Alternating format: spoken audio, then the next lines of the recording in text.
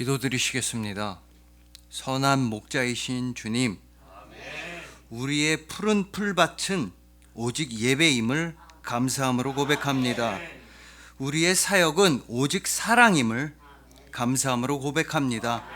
오늘도 우리를 만나주심을 감사함으로 고백합니다. 영원히 선하신 목자, 우리 주님 예수 그리스도의 이름으로 기도합니다. 아멘. 자, 오늘은 내게 부족함이 없으리로다 라는 말씀으로 주님의 은혜를 함께 나누도록 하시겠습니다. 여러분, 우리가 잘 아는 속담 중에 사촌이 땅을 사면 배가 아프다, 이런 속담이 있습니다. 사촌이 땅을 사면 가서 축하를 해줘야 되는데 사촌이 땅을 사면 배가 아픈 겁니다. 그만큼 이 질투, 시기심이라는 감정은 우리 인간이 가진 감정들 중에서도 매우 강렬한 감정이라는 것입니다. 그래서 배가 고픈 건 참아도 배가 아픈 건 못 참는다라는 말도 있는 겁니다. 근데 우리가 가진 이 질투와 시기심에 관해서 굉장히 중요한 사실이 하나 있습니다. 그건 바로 사촌이 땅을 사야 배가 아픈 겁니다. 우리나라에서 돈이 제일 많은 재벌들, 회장님들이 땅을 샀다? 그때는 배가 별로 안 아픕니다. 빌 게이츠나 만수르가 좋은 집을 샀다? 그때는 그냥 그렇게 넘어갑니다. 사촌이 땅을 사야 배가 아픈 겁니다. 왜냐? 나랑 좀 비교가 되기 때문입니다. 나랑 고만고만했던 것 같았던 그 사촌이 땅을 사니까 배가 아픈 것이고, 나랑 똑같아 보였던 동창이 시집을 잘 갔다더라, 결혼을 잘했다더라, 연봉이 높다더라 해야 배가 아픕니다. 나랑 똑같아 보였던 그 이웃집의 자식들이 좋은 학교 갔다, 이러면 참을 수가 없는 겁니다.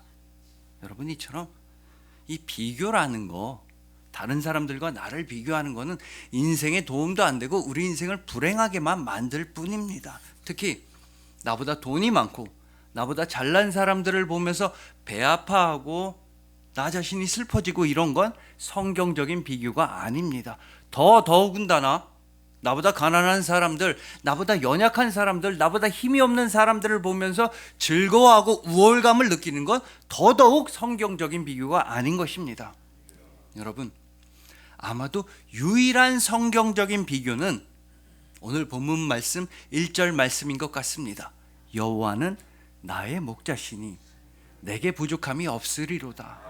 우리는 다른 사람들의 눈치를 보거나 다른 사람들과 나를 비교할 필요가 없습니다. 그저 하나님과 나만 바라보면 됩니다. 하나님께서는 나의 선하신 목자가 되시고 나는 그분의 귀한 어린 양이다, 이 고백 하나만 붙들고 살아가면 됩니다. 그러면 그 고백이 있을 때 우리의 영혼은 든든해지며 우리의 배도 든든해집니다. 그래서 사촌이 땅을 사도 배가 아프지 않으며 가서 축하도 해주고 하나님의 말씀도 전할 수 있고 축복의 기도도 해줄 수 있게 되는 것입니다. 그래서 오늘은 우리에게 너무나 익숙한 오늘 본문 말씀 시편 23편 말씀을 통해서 선하신 목자 주님과 영원토록 동행하는 우리 모두가 되기를 간절히 소망해 봅니다. 선하신 목자 예수 그리스도께서 영원토록 사랑하시는 여러분들을 주님의 이름으로 축복합니다. 자, 방금 말씀드렸다시피 오늘 본문 말씀은 우리한테 너무나 익숙하고 우리가 너무나 잘 아는 말씀입니다. 특히 성도님들이 이렇게 너무나 익숙한 말씀을 가지고 본문으로 해서 설교를 할 때 모든 설교자들은 잔뜩 긴장을 하게 됩니다. 너무나 잘 아는 말씀이니까, 다 아는 말씀인 것 같아서 성도님들이 졸거나 주무실까 봐, 그래서 은혜를 덜 받으실까 봐 모든 설교자들은 긴장을 하게 됩니다. 진짜로 긴장을 해야만 하는 이유가 성경에도 있습니다. 사도행전 20장을 보면 사도 바울께서 말씀을 전한 적이 있습니다. 근데 이 사도 바울 선생님도 잘못하신 게 말씀을 너무 길게 전하셨습니다. 한밤중이 될 때까지, 촛불을 켜놔야 될 때까지 너무 길게 말씀을 전하시다 보니까 사도 바울 선생님의 말씀을 듣고 있던 성도 중에 청년 유두고라고 하는 사람이 있었는데, 말씀이 너무 길다 보니까 졸다가 3층에서 떨어져서 죽은 일이 있었습니다. 물론 유두고는 금방 다시 살아났고, 물론 이곳은 3층도 아니며 물론 그렇다고 제가 졸거나 주무시면 큰일 납니다 라고 여러분들을 협박하는 건 더더욱 아닙니다. 다만 졸지도 아니하시고 주무시지도 아니하시고 우리만 사랑하시는 우리의 목자 주님을 바라보자 라는 뜻으로 말씀드린 겁니다. 아닌 게 아니라 진짜 이 시편 23편은 우리한테 너무나 익숙합니다. 특히 어린 아이들 주일학교에 가서 성경 암송 대회를 펼친다고 하면 무조건 시편 23편만 나옵니다. 작년에 나왔는데 올해 또 나옵니다. 올해 나왔는데 내년에 또 나오고 각설이도 왔는데 내후년에 또 나옵니다. 무조건 출제가 됩니다. 왜냐? 그만큼 은혜가 되는 말씀이기도 하며 아이들한테 이런 메시지를 전하는 겁니다. 시편 23편을 잘 암송해라. 근데 다 암송하지 못하겠으면 적어도 1절만이라도 암송해라. 1절부터 6절까지 다 외우는 게 우리 삶의 은혜가 되지만 그렇지 못하겠다면 적어도 1절만이라도 마음에 품어라. 그러면 삶이 완전히 달라진다 해서 성경 암송대의 문제로 나오는 것입니다. 그 본문 1절 말씀은 다음과 같습니다. 여호와는 나의 목자시니 내게 부족함이 없으리로다. 이 1절 말씀이 바로 시편 23편의 시작이자 마지막이며 서론이자 결론이며 첫 번째 문장이자 주제 문장인 것입니다. 하나님께서는 우리의 선한 목자이시고 우리는 그분의 귀한 어린 양들입니다. 여러분들이 잘 아시다시피 이 양들이라는 건 목자가 없으면 살 수가 없습니다. 이게 핵심입니다. 양들은 꽤나 어리숙하고 꽤나 시력이 안 좋아서 목자가 없으면 어디 가서 다치고 상하고 심지어 죽임을 당하기까지 합니다.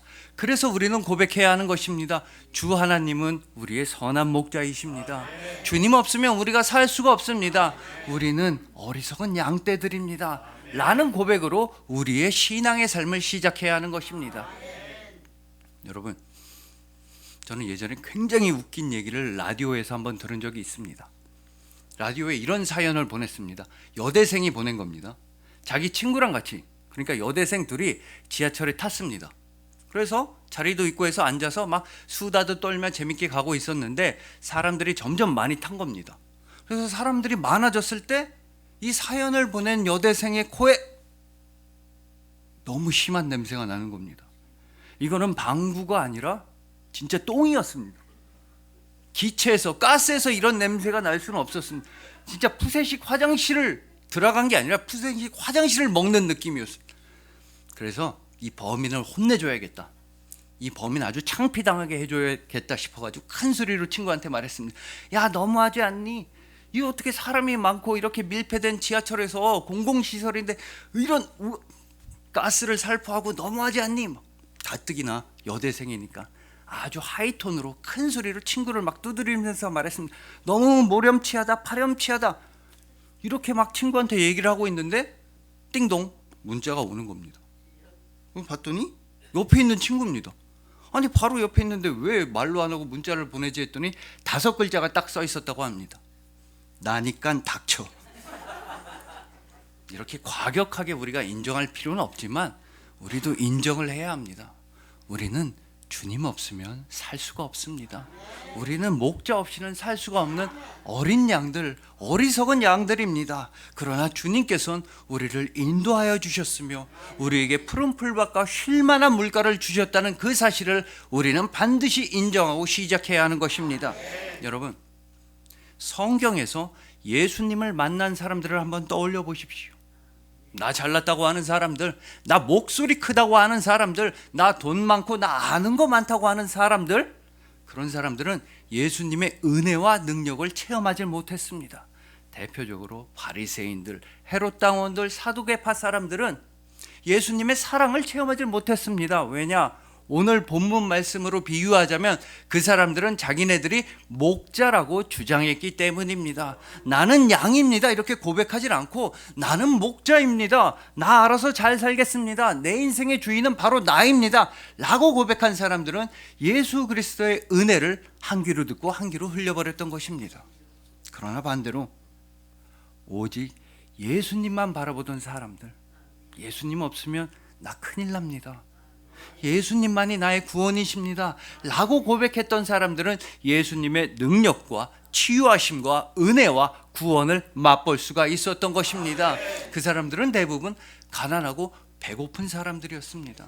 사회적으로 손가락질 당하는 죄인이라고 치부받던 사람들이었으며 율법으로서 불결하다는 판정을 받은 사람들이었습니다.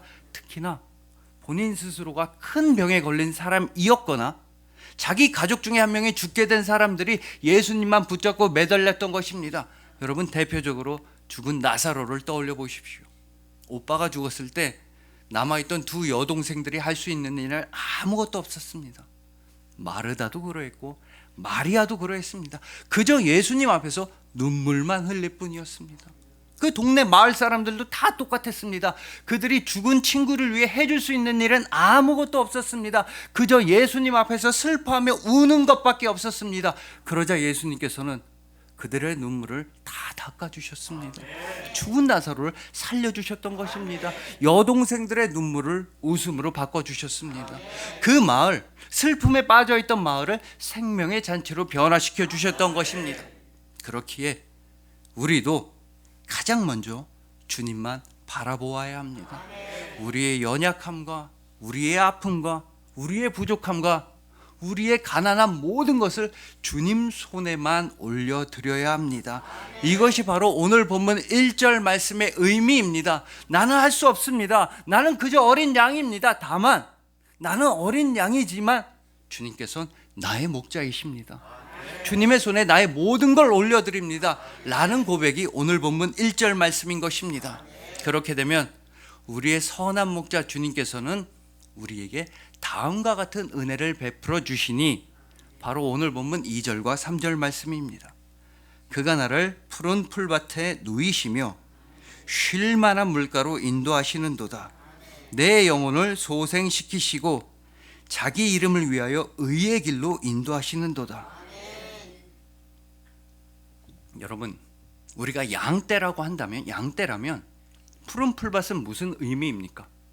초식동물인 우리가 양이라면 푸른 풀밭은 우리의 양식입니다. 우리를 푸른 풀밭으로 인도해 주신다는 말씀은 우리에게 양식을 베풀어 주시겠다, 일용할 식량을 베풀어 주시겠다는 말씀인 것입니다. 마찬가지로 쉴 만한 물가는 무엇입니까? 물이 없으면 아무도 살 수가 없습니다. 우리한테 주님은, 선한 목자는 물을, 생명의 물을 베풀어 주신다는 말씀입니다. 또한 의의 길, 반드시 가야만 하는 좋은 길로 우리를 인도해 주신다는 뜻입니다. 즉 우리의 선한 목자 예수 그리스도께서는 우리에게 양식도 베풀어 주시고 생명의 물도 베풀어 주시고 좋은 길로만 인도해 주신다는 뜻입니다. 그러나 매우 안타깝게도 우리는 주님의 그런 인도하심을 떠날 때가 있습니다. 의의 길을 멀리하고 푸른 풀밭을 멀리하고 쉴 만한 물가를 벗어날 때가 있는 것입니다. 비유하자면 우리가 초식 동물인 양떼라고 한다면 선한 목자께서 주시는 푸른 풀만 먹어야 하는데 초식 동물인 우리가 고기를 탐하거나 술을 탐할 때가 있다는 것입니다. 즉 우리의 영혼에 도움이 안 되며 우리의 육신에도 악한 것만 우리는 찾아 떠날 때가 있습니다. 주님의 곁을 떠날 때가 있는 것입니다. 여러분, 실어증이라고 하는 병이 있습니다. 갑자기 정신적으로나 육체적으로나 충격을 받아서 갑자기 말을 못하게 되는 겁니다. 근데 우리 영혼에도 실어증이 있습니다. 우리 영혼의 실어증은 다 싫어지는 겁니다. 예배도 싫어, 말씀도 싫어, 다 싫어지는 겁니다. 교회도 싫고 친구들도 싫고 가족들도 싫어집니다. 이 영혼의 실어증의 가장 큰 문제는 근데 나 자신이 싫어지는 겁니다. 이 영혼의 실어증은 왜 걸리게 되느냐 하면 하나님의 말씀을 잊어버릴 때 걸리게 되는 겁니다. 주님께서 우리에게 주신 사랑의 언어를 잊어버릴 때 우리 영혼은 실어증에 걸려서 다 싫어지게 되는 겁니다. 예배도 싫고 나 자신도 싫어지게 됩니다. 그럴 때일수록 우리는 다시 주님의 말씀으로 나아가야 합니다. 진정한 쉴만한 물가로 나아가야 하는 것입니다. 우리에게 주신 믿음의 언어, 소망의 언어, 사랑의 언어를 우리는 회복해야 합니다. 주님께서 우리에게 주신 영원한 생명의 양식을 다시 한번 맛보아야만 하는 것입니다. 여러분, 예수 그리스도께서는 오늘 본문인 구약 시편 23편에 약속된 모든 은혜를 다 이루어 주셨습니다. 푸른 풀밭, 쉴만한 물가, 의의 길로 다 인도해 주셨습니다. 근데 어떻게 해 주셨느냐가 중요합니다. 예수님께서는 우리에게 푸른 풀밭이 직접 되어 주셨습니다. 요한복음 6장 55절에서 예수님은 내 살은 참된 양식이요 내 피는 참된 음료로다 라고 말씀해 주시면서 예수님은 스스로 우리의 푸른 풀밭, 우리의 양식이 되어 주셨던 것입니다. 또한 예수님은 요한복음 7장 37절에서 우리의 쉴만한 물가가 되어 주셨습니다. 목마르거든 내게로 와서 마시라. 또한 예수님은 요한복음 14장 6절에서 우리의 길, 의와 진리와 생명의 길이 되어 주셨습니다. 예수께서 이르시되 내가 곧 길이요 진리요 생명이니 나로 말미암지 않고는 아버지께로 올 자가 없느니라. 여러분 이제 아시겠습니까? 왜 예수님께서 우리의 유일하신 선한 목자이신 그 이유를 아시겠습니까? 이 굉장한 차이가 있는 겁니다. 여러분 세상에서 좋은 목자라고 하면, 훌륭한 목자라고 하면 그 양떼들을 푸른 풀밭으로 데려가 줍니다. 쉴만한 물가로 데려가 주기만 해도 세상에선 좋은 목자입니다. 의의 길로, 좋은 길로 인도해 주기만 해도 세상에서 훌륭한 목자다라고 말합니다. 그러나 예수님께서는, 우리의 유일한 영원하신 선한 목자께서는 우리를 푸른 풀밭으로 데려가 주시는 정도가 아니라 스스로 푸른 풀밭이 되어 주셨습니다.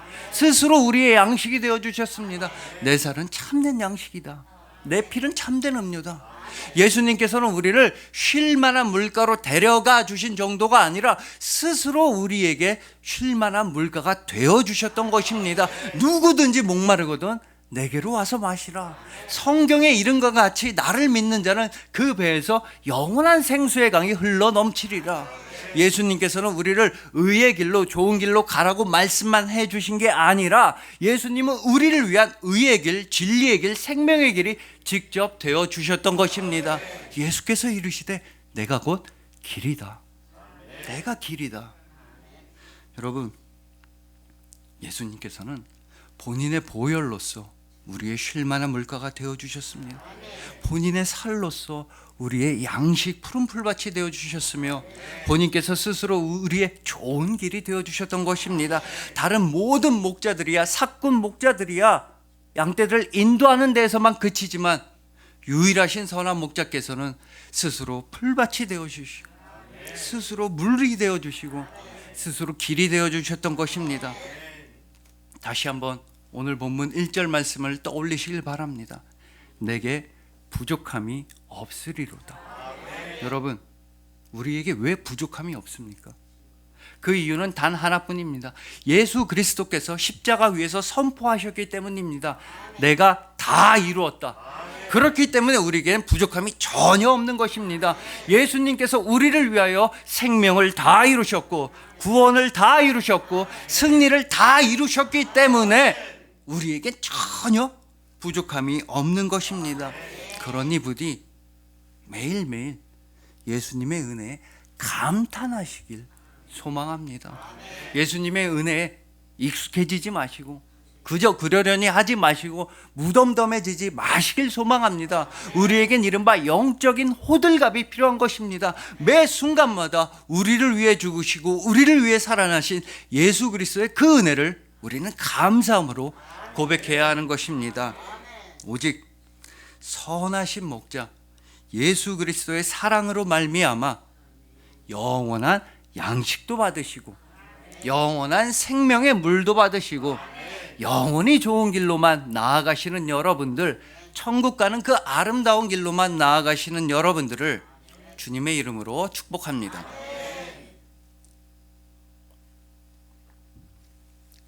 자, 다음으로 오늘 본문 4절과 5절 말씀을 보실 텐데, 저는 개인적으로 이 4절 5절 말씀을 너무나 좋아하고 너무나 감사하게 생각합니다. 내가 사망의 음침한 골짜기로 다닐지라도 해를 두려워하지 않을 것은 주께서 나와 함께 하심이라. 주의 지팡이와 막대기가 나를 안위하시나이다. 주께서 내 원수의 목전에서 내게 상을 차려주시고 기름을 내 머리에 부으셨으니 내 잔이 넘치나이다.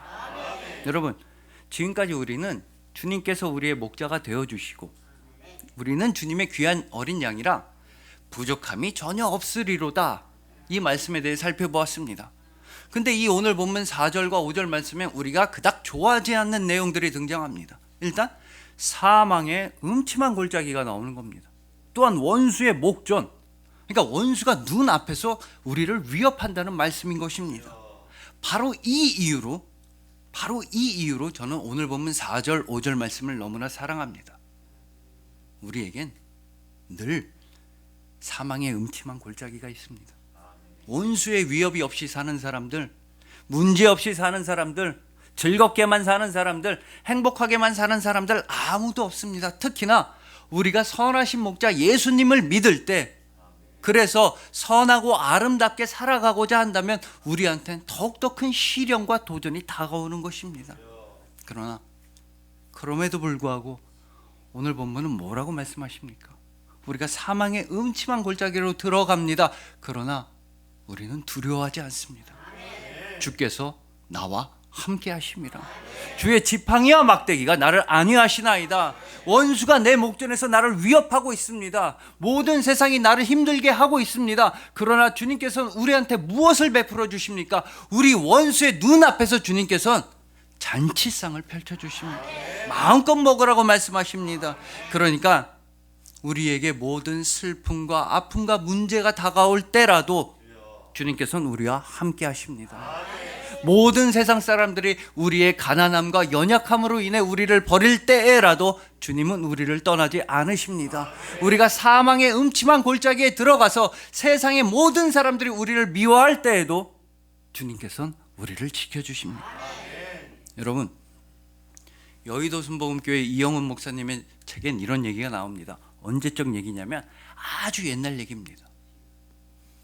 연탄을 때우고 한 집에, 큰 집에 여러 명이 새들어 살던 때 얘기입니다. 마당을 공동으로 쓰고 수도를 공동으로 쓰고 화장실을 공동으로 쓰던 그런 옛날 얘기입니다.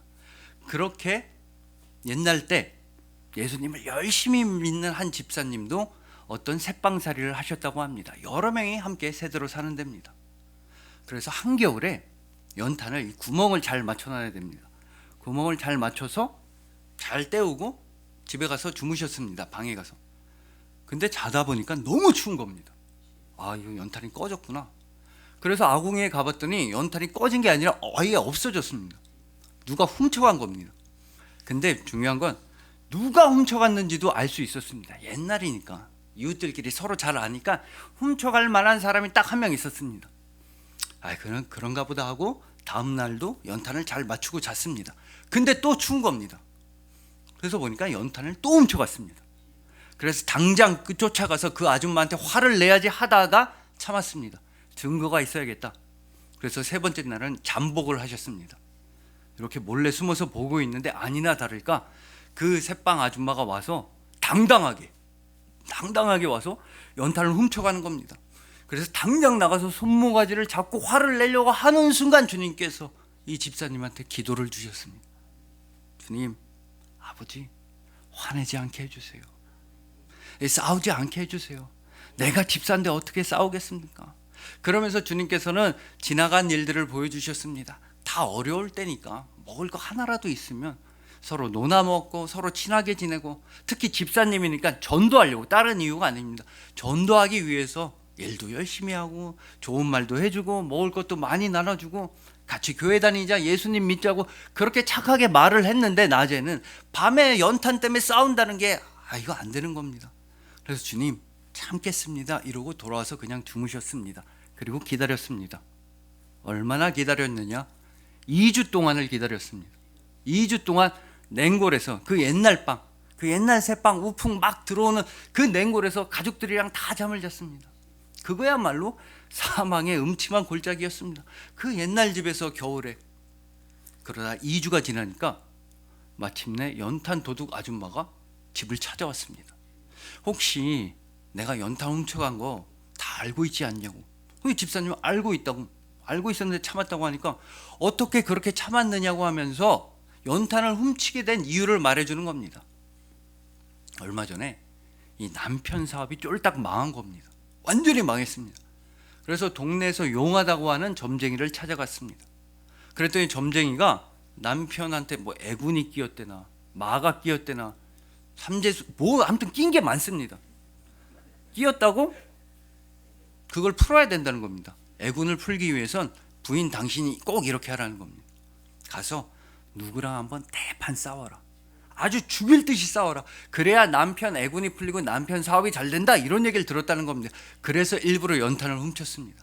아주 이 집사님이 한마디만 하면 싸우려고, 도둑이네 뭐네 한마디만 하면 아주 머리끄댕이 잡고 중내산에 싸우려고 일부러 연탄을 훔쳤다는 겁니다. 그러나 집사님은 참고 또 참으셨습니다. 그렇게 참다 보니 이해가 안 돼서 찾아온 겁니다. 집사님은 이 연탄 도둑 아줌마한테 뭐라고 말씀하셨겠습니까? 그 점쟁이 믿지 마세요. 믿어봤자 되는 것도 없고 예수님 믿으시면 좋은 일 생깁니다. 예수님 믿으시면 구원받습니다. 예수님 믿으시면 가정에 평안이 찾아옵니다. 그래서 그 집사님의 인내로 말미암아 그 집 사람들이 전부 다 예수님 믿고 구원을 받게 됐다는 얘기입니다. 여러분, 우리가 예수님을 열심히 믿으면 믿을수록 별의별 일이 다 우리를 찾아옵니다. 우리한테 시비를 거는 사람도 많고, 우리한테 화를 내는 사람도 많고, 사망의 음침한 골짜기도 있고, 원수가 목전에서 눈앞에서 우리를 위협할 때도 있는 것입니다. 그러나 주님께서 우리와 함께 하십니다. 주님께서 우리를 안위하십니다. 심지어 주님께서는 이런 원수까지도 다 승리하셨으니 바로 고린도전서 16장 26절입니다. 맨 나중에 멸망받을 원수는 사망이니라. 여러분, 심지어 사망까지도 예수 그리스도께서 승리하셨습니다. 부활하심으로 말미암아 죽음까지도 예수님은 승리하셨고 그 승리를 우리에게 베풀어 주셨습니다. 우리에게 부활 소망을 주셨으며 부활 생명을 주셨으며 부활의 사랑을, 그 구원을 베풀어 주셨던 것입니다. 여러분, 그래서 우리는 비록 사망의 음침한 골짜기로 들어간다 할지라도 우리는 두렵지가 않습니다. 왜냐? 주께서 나와 함께 하십니다. 주의 지팡이와 막대기, 바로 예수 그리스도의 십자가가 우리를 지켜주기 때문입니다. 원수 사망까지도 예수님께서 승리하셨기 때문에 우리의 목전에서, 우리의 눈앞에서 원수가 우리를 위협할 때에도 우리는 원수를 두려워하지 아니하고 우리는 원수까지도 사랑하게 된 것입니다. 그러니 부디 예수님, 우리의 선한 목자만 바라보시길 간절히 소망합니다. 열심히 예배드리시고 열심히 헌신하시고 열심히 보혈의 백성답게 살아가시길 소망합니다. 선하신 목자 예수 그리스도의 크나큰 사랑을 받으시는 여러분들을 주님의 이름으로 축복합니다. 자, 이제 마지막으로 잠시만 오늘 본문 6절을 살펴보시겠습니다. 오늘 본문 6절에는 두 가지의 확신, 두 가지의 은혜, 두 가지의 복이 나타납니다. 내 평생의 선하심과 인자하심이 반드시 나를 따르리니 내가 여호와의 집에 영원히 살리로다. 첫 번째 확신, 첫 번째 은혜, 첫 번째 복은 나의 평생에, 나의 영원토록 주님의 선하심과 인자하심이 나와 함께 한다는 말씀입니다. 두 번째는 뭡니까? 내가 영원히 하나님의 집에 살 것입니다 라는 확신과 은혜입니다. 근데 정말로 중요한 건 이 두 가지 확신과 이 두 가지 은혜와 두 가지 복이 바로 지금 이 순간 여러분들에게 일어나고 있다는 것입니다. 이 오늘 본문 6절 말씀의 두 가지 은혜는 여러분들을 통해서 바로 이 순간에 베풀어지고 실천되었습니다. 여러분, 바로 예배와 교회를 통해서입니다. 예배 가운데, 예배를 통해서 우리는 주님의 선하심과 인자하심을 체험하게 됩니다. 주님의 선하심과 인자하심이 정령 평생에 나를 따른다는 걸 체험하게 됩니다. 그리고 이 땅 위에서 하나님의 집은 바로 교회입니다. 우리가 교회 가운데 머물 때 내가 하나님의 집에 영원히 살 수 있구나, 저 좋은 나라가 나의 나라구나 라는 확신을 우리는 누릴 수 있는 것입니다. 왜냐하면 예수님께서 교회의 머리 되시기에 우리는 교회 안에서 영원한 선하심과 인자하심을 체험하게 되는 것입니다. 우리가 교회의 머리 대신 예수 그리스도의 지체이기에, 손과 발이기에 우리는 하나님의 집에서 영원히 머무는 그 기쁨을 지금 이 순간에 누리고 있는 것입니다. 그래서 성경 시편 23편을 열심히 읽은 사람들은 6절까지 읽으면 다시 1절 말씀으로 돌아가게 됩니다. 여호와는 나의 목자시니 내게 부족함이 없으리로다. 이런 맥락에서 오늘 본문 1절에 관한 고명진 목사님의 지저스 퍼스트란 책에는 이런 얘기가 있습니다. 미국에 한 어린아이가, 아주 어린아이가 몹쓸 소아암에 걸린 겁니다. 엄마가 노력을 안 했겠습니까? 어떻게든 아기를 살려보려고 팩방으로 노력을 했습니다. 모든 의사 다 찾아가 봤는데 결국엔 이 어린아이는 시한부 판정을 받게 되었습니다. 얼마 안 있으면 사망하게 되었습니다. 엄마가 해줄 수 있는 일이 뭐가 있겠습니까? 애가 너무나 아파하니까, 고통스러워하니까 그 고통을 덜어주기 위해서 엄마는 이 어린 아이한테 기도를 알려주었습니다. 바로 오늘 본문 1절 말씀의 기도였습니다. 미국 사람이니까 영어로 The Lord is my shepherd. The Lord is my shepherd. 여호와는 나의 목자시니. 힘들 때마다, 아기야, 힘들 때마다 이 5손가락을 짚으면서 기도해라. 하나님은 너의 목자시다. 하나님께서 너를 지켜주신다. 그 아이도 열심히 기도했는데 병세가 점점 심각해졌습니다. 그래서 더 이상은 5손가락을 오른손으로 짚을 수도 없었습니다. 할 수 있는 일이 없었습니다. 그저 누워서 아파하고 있었습니다. 그러자 엄마는 반지를 하나 구해가지고 그 어린아이의 4번째 손가락에 끼워줬습니다. 이 4번째 손가락에 해당되는 단어는 바로 영어로 my였습니다. 나의 하나님이라고 기도해라. 나의 목자시라고 기도해라. 하나님은 너의 목자시다. 그렇게 기도를 알려주고 며칠이 지났는데 아기가 너무나 평온하게 자고 있는 겁니다. 보통은 아파하고 그랬는데 평온하게 자고 있길래 엄마도 신이 나고 그래서 잠에 들었습니다. 그런데 다음날 아침에 보니까 신기하게도 아이가 똑같은 자세로 자고 있는 겁니다. 그래서 놀라서 가보니까 그 아이는 이미 숨이 끊어져 있었습니다. 그러나 아이의 자세 중에 단 하나 달라졌으니 아기가 오른손으로 자기 왼손에 반지를 만지고 있었습니다. 나의 하나님, 나의 하나님, 나의 하나님이라고 끝까지 기도하면서 아이는 숨졌던 것입니다. 그 순간에 이 엄마는 무릎을 꿇고 기도했습니다. 하나님, 아버지 감사합니다. 내 아이의 목자가 되어주셔서 감사합니다. 나보다, 내가 끔찍히 내 아이를 사랑하는데 나보다 내 아이를 더 사랑해 주셔서 감사합니다. 주님만이 내 아이의 목자이십니다. 이제 내 아이도 영원한 나라에서 더 이상 아프지 않고 더 이상 슬프지 않고 아버지 품에서 행복하게 영원토록 지내게 해주셔서 감사합니다. 주님은 나의 목자이시고 내 아이의 목자이십니다. 여러분, 감히 저는 이 마음이 오늘 본문 1절 말씀의 마음이라고 생각합니다. 여호와는 나의 목자시니 내게 부족함이 없으리로다. 여러분, 우리는 이 땅 가운데 힘듭니다. 힘들고 어렵고 아픕니다. 그러나 우리는 고백합니다. 내게 부족함이 없으리로다. 주님께서 우리의 목자 되시기 때문입니다. 우리는 이 땅 가운데 가난하고 슬프고 어렵습니다. 문제가 많고 사망의 음침한 골짜기가 우리를 집어삼키려고 하고 있습니다. 그럼에도 불구하고 우리는 고백합니다. 내겐 부족함이 없으리로다. 예수 그리스도께서 우리의 선한 목자이시기 때문입니다. 여러분, 예수님은 목자이셨는데도 양떼들을 위해서, 여러분들을 위해서 스스로 죽임을 당하셨습니다. 여러분들을 사망의 음침한 골짜기에서 집어 꺼내시려고 예수님은 스스로 사망의 음침한 골짜기로 들어가셨던 것입니다.